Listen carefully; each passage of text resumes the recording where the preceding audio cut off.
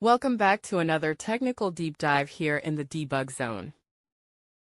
Today, we're tackling a big question and breaking it down with insights from other users. Hopefully, this clears up some misconceptions and helps you get the answer you need. So buckle up, stay a little curious, and let's jump right in.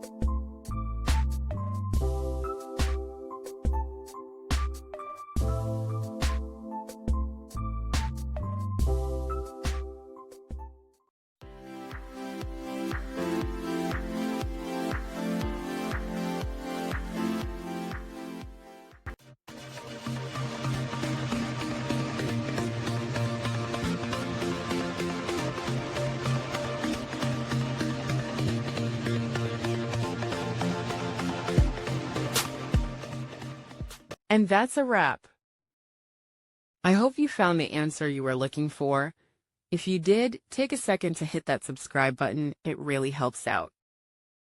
And let me know in the comments which solution worked best for you. See you next time in the debug zone.